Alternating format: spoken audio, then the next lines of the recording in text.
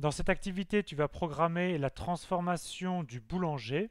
Donc on prend une image et on la transforme et on itère le processus. Et lorsque l'on itère un certain nombre de fois, alors l'image se brouille, se brouille, se brouille, et au bout d'un certain nombre d'itérations, on retombe sur l'image de départ.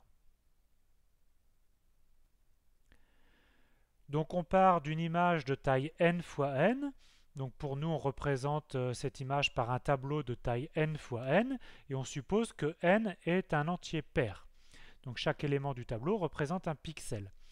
Alors on va appliquer deux transformations à chaque fois.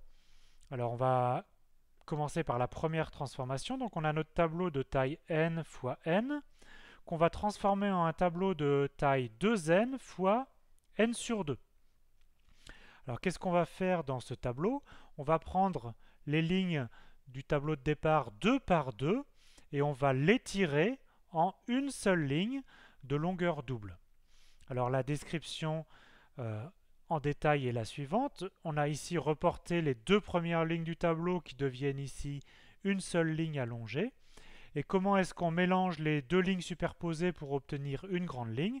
Eh bien, on part ici en zigzag, au bas, au bas, au bas, au bas, pour construire cette grande ligne.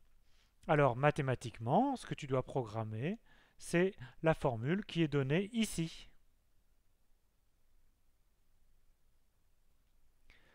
Voyons un exemple sur un petit tableau. On a à gauche un tableau 4x4 qui est le tableau de départ. Et après l'avoir étiré, on obtient un tableau de hauteur 2 et de largeur 8. Alors, comment on a obtenu par exemple la première ligne du tableau d'arrivée? Eh bien, on est parti des deux premières lignes du tableau de départ et on a alterné au bas, au bas, au bas, au bas. Et donc on obtient bien 1, 5, 2, 6, 3, 7, 4, 8. Même chose pour la deuxième ligne, on est parti des deux lignes suivantes et on alterne au bas, au bas, au bas.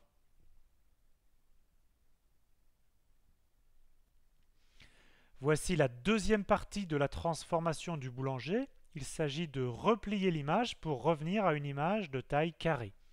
Donc pour l'instant, on a une image de hauteur n sur 2 et de largeur 2n. Et on va se ramener à une image de taille n fois n. Donc pour cela, on prend notre image qui était étirée et on la coupe en deux avec une partie gauche et une partie droite.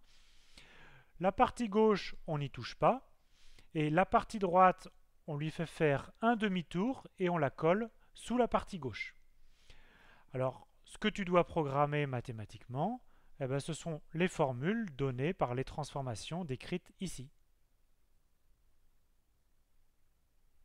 Voyons ce que ça donne sur notre exemple simple. On a ici un tableau étiré qu'on coupe en deux. La partie gauche, on n'y touche pas, on la recopie telle quelle. Et la partie droite que on lisait en partant du haut à gauche 3, 7, 4, 8, ben on la lit en fait en partant du bas à droite 3, 7, 4, 8. De même 11, 15, 12, 16, on retrouve 11, 15, 12, 16. Donc la transformation du boulanger, c'est la succession d'un étirement suivi d'un repliement. Donc ça, si c'est notre image de départ, on l'étire, on la replie. Voici l'image après la transformation du boulanger. Ce qui est intéressant, c'est d'itérer cette transformation. On repart de cette image-là. On applique la transformation du boulanger, donc en faisant une succession d'un étirement, d'un repliement, et on va obtenir cette image-là. On itère, et au bout d'un certain nombre d'itérations, ce qui est assez amusant, c'est qu'on obtient l'image de départ.